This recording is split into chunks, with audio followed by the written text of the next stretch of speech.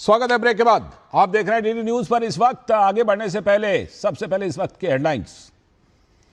प्रधानमंत्री ने भारत को बताया हजारों वर्षों से चलती आ रही जीवंत सभ्यता। कर्नाटक के मांड्या में श्री गुरु भैरवैक्य मंदिर का किया लोकार्पण। मंदिर में की पूजा अर्चना। युवा पीढ़ी को मिलेट्स को अपने भोजन में शामिल करने का किया आह्वान। बिहार का नया अध्याय शुरू। भाजपा के सम्राट चौधरी ने ली मुख्यमंत्री पद की शपथ। जेडीयू के विजय चौधरी और विजेंद्र प्रसाद यादव बने डिप्टी सीएम। जल्द ही होगा बिहार मंत्रिमंडल का विस्तार।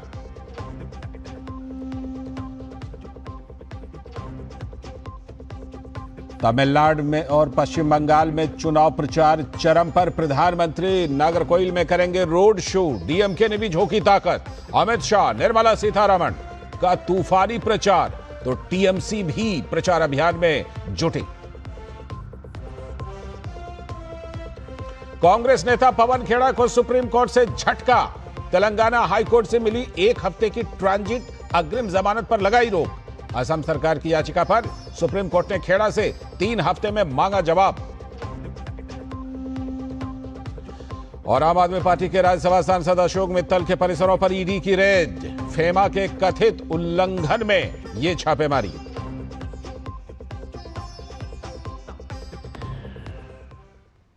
तो ये थी इस वक्त की हेडलाइंस। अब देखते हैं इस वक्त के एजेंडे को। और आज सबसे पहले बात करेंगे कि तमिलनाडु और पश्चिम बंगाल में किस तरह से चुनाव प्रचार धुआंधार चल रहा है। चुनावी संग्राम का शोर इन दोनों राज्यों में। चुनावी राज्य पश्चिम बंगाल में नव वर्ष को लेकर गजब का उत्साह है। तो जाहिर है इस मौके का फायदा उठाने के लिए सियासी दल भी सुबह से ही त्योहारों में लोगों के बीच पहुंच रहे हैं। पारंपरिक बंगाली वेशभूषा में मंदिरों में पूजा अर्चना, मोहल्लों में प्रभात फेरियों के जरिए नए साल का स्वागत और रविंद्रनाथ टैगोर के गीत मानो पश्चिम बंगाल को आज सदियों पुरानी परंपरा में रंग रहा है। ममता बनर्जी अपनी चुनावी यात्रा की शुरुआत मंदिर से आज उन्होंने की। वहीं टीएमसी सिर्फ प्रचार के लिए ही नहीं बल्कि बंगाली बनाम बाहरी के मुद्दे पर बीजेपी को घेरने की कोशिश करती हुई दिखी। दूसरी तरफ बीजेपी ने कई कार्यक्रमों की योजना बनाकर हर विधानसभा में भव्य शोभा यात्रा और प्रभात फेरी का आयोजन किया है। सुबह से ही भवानीपुर में अंबेडकर कॉलोनी से बीजेपी के उम्मीदवार शुभेंदु अधिकारी ने प्रभात फेरी की और क्षेत्र के लोगों से मिलने घर घर पहुंचे। पश्चिम बंगाल का यह त्योहार समुदाय में खास तौर से मनाया जाता है। बंगाली समुदाय में जाहिर है आज के प्रचार में पारंपरिक श्रद्धा और संस्कृति के करीब होने का जमकर प्रचार किया गया। आज एसआईआर की ना तो तलखी दिखी और ना ही वाक युद्ध। चुनावी प्रचार में उतरे दिग्गज इस हफ्ते अपनी पूरी ताकत पश्चिम बंगाल में झोंक देना चाहते हैं। उधर तमिलनाडु की बात करें तो वहां पर भी सियासी आर पार के संग्राम में कई दिग्गज चुनावी मैदान में। गृह मंत्री अमित शाह की रैलियों के अलावा पीएम मोदी का भी रोड शो आज है। पीएम मोदी आज तमिलनाडु के नागरकोविल पहुंचकर शाम को एक भव्य रोड शो में शामिल होंगे। इस दौरान एनडीए के उम्मीदवार के समर्थन में लोगों से वोट देने की अपील भी करेंगे। तो उधर मुख्यमंत्री एमके स्टालिन हिंदी विरोध के साथ साथ अब संसद के विशेष सत्र को लेकर भी उत्तर दक्षिण का मुद्दा उठा रहे हैं। डीएमके नेता इस चुनाव को तमिलनाडु और दिल्ली के बीच की लड़ाई मान रहे हैं, जबकि सच्चाई तो यह है कि विपक्ष उनके 5 साल की नाकामियों को जनता के बीच ले जा रहा है। उदयनिधि स्टालिन अपने मंच से सवाल करते हैं कि क्या हम प्रधानमंत्री मोदी और अमित शाह को तमिलनाडु में आने दे सकते हैं। उन्होंने जोर देकर कहा कि भाजपा को राज्य में पैर नहीं जमाने देना चाहिए। लेकिन एनडीए सवाल पूछ रहा है कि करुणानिधि की तीसरी पीढ़ी क्यों सत्ता और पार्टी शीर्ष पर होती है। जो भी लोकतंत्र में यह सियासी जंग जनता को अपने नेता को समझने का मौका तो देती है, चाहे प्रचार में जो भी मुद्दे उठाए जाएं, लेकिन लोग लगातार इन चीजों पर मुद्दों पर नजर रख रहे हैं। उधर पश्चिम बंगाल में मुख्यमंत्री ममता बनर्जी का कहना है लगातार भाजपा पर हमला बोल रही हैं और कह रही हैं कि भाजपा भरोसे के लायक नहीं है। গণতন্ত্রে একটা ভোট দিয়ে এবার নেবেন বদলা। তার কারণ যদি না করেন আগামী দিন এই বাজেট এই মাসেই ডিলিমিটেশন বিল নিয়ে আসছে। টুকরো টুকরো করে দেবে আপনাদের। বাংলাকে ভাগ করে দেবে 1 নম্বর, 2 নম্বরের পর এনআরসি করবে। এই যে মোটা ভাইকে বিশ্বাস করেন, 2 ভাই জগাই মাধাই গদাই এরা কেউটে সাপকে বিশ্বাস করতে পারেন, কিন্তু এদের কোনোদিনও বিশ্বাস করবেন না। যে धुआंधार प्रचार ममता बनर्जी कर रही हैं और शुभेंदु अधिकारी भाजपा नेता और नेता प्रतिपक्ष भी कर रहे हैं। उनका कहना है कि पश्चिम बंगाल में तो इस बार राम राज्य का मौका है। सरकार आना चाहिए जो राष्ट्रभक्त सरकार होगा, डबल इंजन का सरकार होगा, नारी सुरक्षा देगा, इंडस्ट्री करेगा। 15 साल चोर ने राजत्व किया, 35 ईयर्स बाम ने राजत्व किया। एक बार राम को मौका दीजिए। तो किस तरह से प्रचार चल रहा है इन दोनों राज्यों में, प्रमुख मुद्दे क्या हैं, इसी पर बात करने के लिए हमारे संवाददाता निशांत राय जुड़ चुके हैं तमिलनाडु से, और साथ में हमारे सलाहकार संपादक विनोद मिश्र जी भी जुड़े हुए हैं। निशांत राय अभी तमिलनाडु में ही हैं। निशांत, सबसे पहले आप ही बताइए, तमिलनाडु में आज प्रधानमंत्री का रोड शो है, अमित शाह भी वहां पर बिल्कुल धुआंधार प्रचार कर रहे हैं, लेकिन डीएमके के प्रचार का फोकस क्या यही है? हिंदी विरोध, नारी शक्ति वंदन अधिनियम का विरोध, दिल्ली बनाम चेन्नई, और ये यहां तक कह रहे हैं कि मतलब नरेंद्र मोदी और अमित शाह तमिलनाडु ना आए, इस तरह के मुद्दे उठा रही है डीएमके ताकि असली मुद्दों से लोगों का ध्यान बटा सके।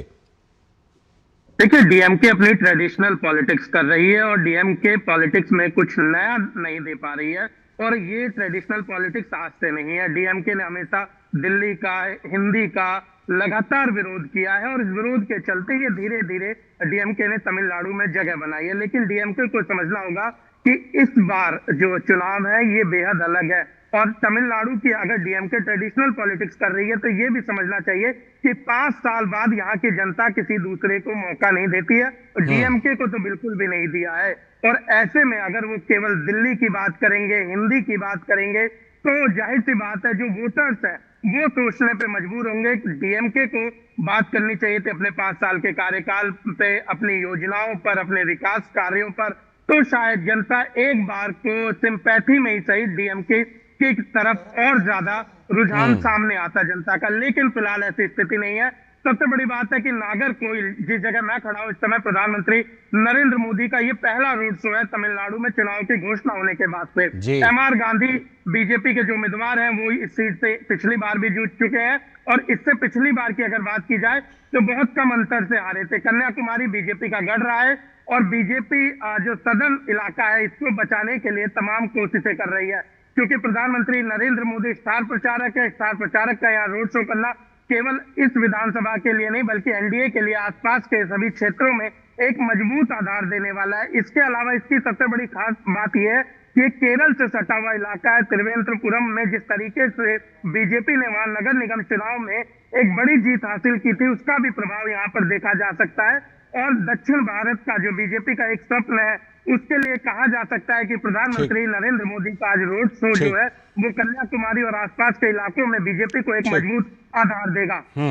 बिल्कुल, आप बने रहिए हमारे साथ। विनोद जी, आप भी तमिलनाडु से होकर आए हैं, और जिस तरह से डीएमके मुद्दे को शिफ्ट करना चाहती है दिल्ली बनाम तमिलनाडु करके, क्या इस बार भी डीएमके को इसमें सफलता मिलेगी कि मतलब दिल्ली बनाम ये कर दें, हिंदी विरोध का मुद्दा उठा दें, और जो 5 साल में जो कुछ भी आरोप लगे हैं वहाँ पर स्टालिन सरकार पर, सनातन विरोध, भ्रष्टाचार, ये सब बड़े बड़े मुद्दे हैं वहाँ के, महिला सुरक्षा से लेकर तमाम मुद्दे, इन मुद्दों पर ज्यादा जनता फोकस करेगी? क्या जेहन में क्या रहेगा, क्या नैरेटिव सेट होगा वहाँ के चुनाव में?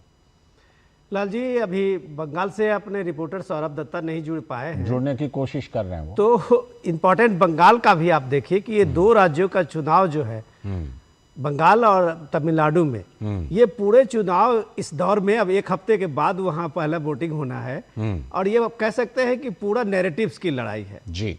आज बंगाल में आप कह सकते हैं कि बंगाल का नववर्ष एक बहुत ही महत्वपूर्ण फेस्टिवल है, और ये नववर्ष की बंगाल के क्या पूरे उत्तर भारत में अगर आप देखें तो क्षेत्र के बाद ये नववर्ष की एक काफ़ी अपनी अहमियत है।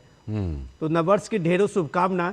लेकिन आज जो सबसे इम्पोर्टेंट चीज़ ये दिखा कि पूरे बंगाल में इस तरह का चीज़ें दिखने में इलेक्शन के टाइम में ही दिखा कि चाहे वो टीएमसी हो, बीजेपी हो, कांग्रेस हो, हर नेता आज इस नववर्ष को मनाने के लिए, जो जहाँ पे हिंदू का एक मेजॉरिटी है और वो लोग मंदिर जाते हैं, यात्रा निकालते हैं, रविन्द्रनाथ ठाकुर के गीत गाते हैं, तो उन सारे फेस्टिवल में वो शामिल होकर बंगाल की जो परंपरा है उसको आज एक तरह से सेलिब्रेट करना चाह रहे थे।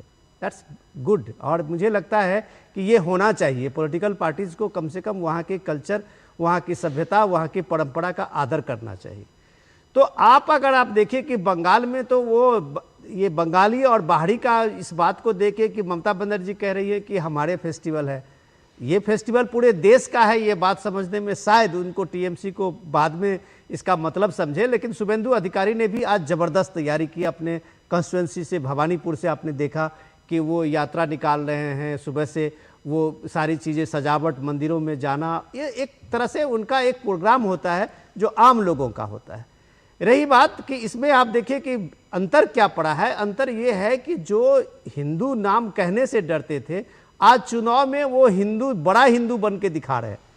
एक अंतर तो बंगाल में आज के इस फेस्टिवल में दिखा। दूसरा, जब तमिलनाडु में आते हैं तो तमिलनाडु की पूरी सियासत जो है, उस सियासत को आप समझें कि नैरेटिव की सियासत में दिल्ली बनाम तमिलनाडु, ये स्टालिन को सूट करता है, क्योंकि फिर उनको एंटी इनकम्बेंसी में और अपने सरकार के 5 साल की कोई रिपोर्ट नहीं देनी पड़ती है।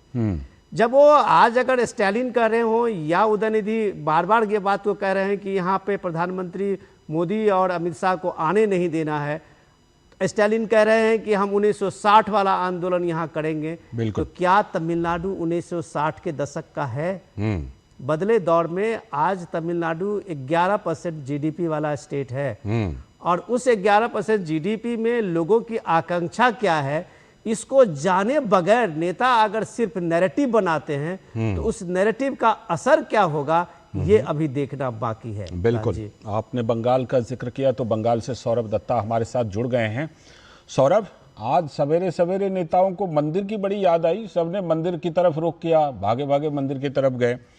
क्या लग रहा है पश्चिम बंगाल में, जो अभी विनोद जी जिक्र कर रहे थे कि अब एक तो पहले आपको सबसे पहले बंगाली नववर्ष की ढेर सारी शुभकामनाएं सौरभ, और आपके जरिए बंगाल के सभी हमारे दर्शकों को भी। और सौरभ, आज जो है ये जो दिखाई पड़ रहा है बंगाली संस्कृति का ये झलक, इसको कहीं ना कहीं दोनों ने मुद्दा बनाया है, टीएमसी ने भी और बीजेपी ने भी। ये झलक ये कायम रहे पश्चिम बंगाल में, संस्कृति ये बची हुई रहे, इस चुनाव में ये भी बहुत बड़ा नैरेटिव बनने जा रहा है, और इसीलिए सुबह सुबह मंदिर का रुख सभी ने किया। लाल जी, देखिए ये पॉलिटिकल इम्प्लीकेशंस इस तरह से हैं कि बंगाल में जो डिस्ट्रिक्ट्स बॉर्डर एरिया से सटे हुए हैं, वहां पे बीजेपी का दबदबा आज से नहीं 2019 से है, और वो लगातार बढ़ रहा है, वो वोट बैंक लगातार बढ़ रहा है। अगर जो नो वोट टू बीजेपी, जो मुस्लिम समुदाय की जो वोट बैंक है, जिसको नो वोट टू बीजेपी के तरह मोड़ देना चाहती है टीएमसी, इसीलिए लगातार वो एसआईआर का विरोध में है। एसआईआर को कभी एनआरसी से जुड़ते हैं, कभी सीएए से जुड़ते हैं, और ये जो मुद्दा है, इसके साथ साथ जो एलिट बंगाली क्लास है उनको टीएमसी चाहती है। टीएमसी के नजर में वो वोट बैंक भी टीएमसी के लिए काफी मायने रखता है इस चुनाव के लिए, क्योंकि वो जानते हैं कि जिस तरह से इस बार एआर के चलते एएसडीडी का जो लिस्ट है वो पूरी तरह से साफ हो चुका है, तो आप किसी मृतक वोटर को तो आप वोट दिलवा नहीं सकते। यहाँ पे एक फेमस रविंद्र संगीत गाने वाले आर्टिस्ट थे द्विजेंद्र लाल राय, वो मर गए थे लेकिन उनका वोट भी पड़ा था, ऐसा आया था खबर में। तो वो सारे जो वोटर्स हैं, वो वोटर्स अभी इस बार नहीं रहे, तो उसके लिए उसको प्लस कैसे करे, इसीलिए बार बार आप देखें ममता बनर्जी अपनी रैलीज में कभी कहते हैं बीजेपी आएगा तो आपको मछली नहीं खाने देगा, बीजेपी आएगा तो आप बंगाली में बोल नहीं सकते। ये जो नैरेटिव सेट किया गया था, उसके चलते आज की जो दिन है, नववर्ष का जो दिन है, इसमें कहीं ना कहीं जाके टीएमसी उसको अपनाना चाहती है कि हम सबसे बड़े बंगाली हैं, और बीजेपी का कहना है भाई बंगाली हम भी कोई कम नहीं है। हमारे जो विपक्ष के नेता है शुभेंदु अधिकारी है वो बंगाली है, जो राज्य सभापति है समीक भट्टाचार्य है वो बंगाली है, और गृह मंत्री अमित शाह जी ने भी यहाँ पे आके ये स्पष्ट किया जो बंगाल का सीएम बनेगा जो बंगाल में पढ़ा हो, बड़ा हो, बंगाल के मिट्टी से जुड़ा हुआ हो। ये भी यही कारण है कि वो जो एलिट क्लास है वो वोट काफी मायने रखता है दोनों पक्ष के लिए। और आज के दिन एक छवि सबसे बड़ा वायरल हुआ है बंगाल में एक तरफ टालीगंज के मंत्री अरूप विश्वास वो मछली को ट्रे में सजा के लेके गए हैं, और दूसरी तरफ कोलकाता बंदर में जो खड़े हुए बीजेपी के उम्मीदवार राकेश सिंह, वो भी दोनों हाथे एकदम बंगाली स्टाइल में सुतली बांध कर उसको ले जाता है, वैसे स्टाइल में वो भी रवाना हुए हैं। तो इसी के चलते ये कहा जा रहा है कि जब घुसपैठिया का मुद्दा है, घोटाले का मुद्दा है, बेरोजगारी का मुद्दा है, उद्योगहीनता का मुद्दा है, नारी सुरक्षा का मुद्दा है, इसमें टीएमसी को कहने लायक कुछ है नहीं जी, क्योंकि वो जानती है कि इसमें वो सवालों के घेरे में है, और इसीलिए वो एनआरसी का जो फायदा 2021 साल में मिला था उस कैंपेन का, वैसा ही एक नैरेटिव इस बार भी सेट करना चाहती है, और इस नैरेटिव सेट करने के लिए आज का दिन कोई छोड़ा नहीं है, सब रास्ते पर उतर आए थे। बिल्कुल बिल्कुल, शुक्रिया सौरभ जुड़ने के लिए, शुक्रिया निशांत आपका भी जुड़ने के लिए, और विनोद जी अभी बने रहिएगा आप, क्योंकि आज हम विशेष रूप से चर्चा करने वाले हैं कि नारी अधिकार को लेकर अब इंतजार खत्म होता हुआ दिख रहा है। फिलहाल वक्त है एक छोटे से ब्रेक का। जब धरती चीर कर निकलता है लोहे का पत्थर और मिलता है मोंगिया के जोश से, फिर तपता है, पिघलता है और बनता है फौलाद। अब होता है सरिया सारी खूबियों के साथ।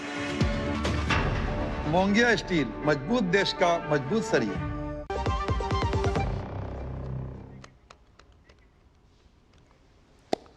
स्वागत है ब्रेक के बाद। तो आज के इस वक्त में इतना ही। पूरी टीम को दीजिए अनुमति। नमस्कार।